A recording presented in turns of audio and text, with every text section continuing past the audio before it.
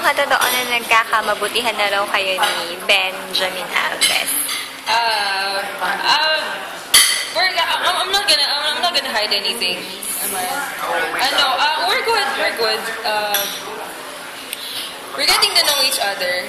Parang second. We're getting to know each other. Kasi I've known him for like,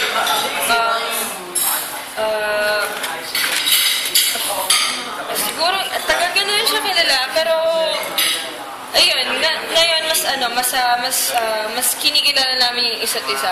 Sabi niya, what to see you get? Nagtanongin ko siya.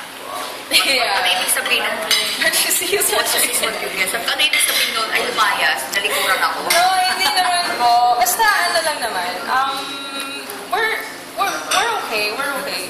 Is the Pero parang... I'll leave it at that. Yun na. I mean...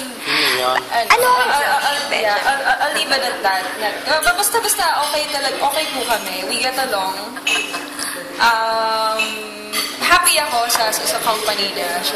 And ganun din naman sa akin. For when you go out? Basta...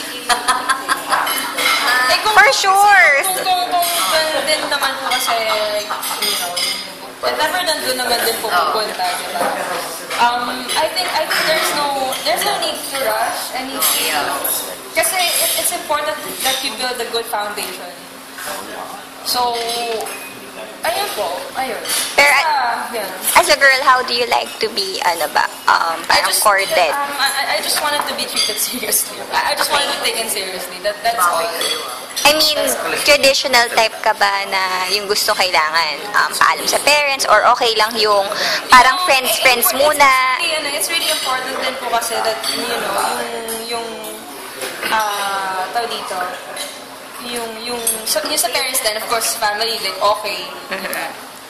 And, yun, okay din naman po sila. Okay din naman din po sila. And, kumbaga sinasabi din nga po nila na parang nasa tamang edad naman na ako. And, naka-graduate na ako, nasa right timing naman na. So, hindi naman din po kanila pinagbabawalan. Tsaka, kung ano din naman po yung kung saan naman po ako, kung saan po ako masaya, supportan. Yung tatay mo? I think he's fine with it. Yung mga parents ko po kasi, they tend to be, really overprotective. So, especially si dad. Kasi syempre, lalaki siya eh, diba? So, alam niya. And tatlo po kaming babae. So, tas panganay pa po ako, diba? And, puro girls. Opo. Parang, mas strict po siya. Mas strict po talaga siya. Mas overprotective. Kung nabigay mo naman yung gusto niya, mag-i-stream sa sa'yo. Grabe ka naman. Parang mo nangingialam kami. Alam kami, no? Yeah, I just want to make my parents proud.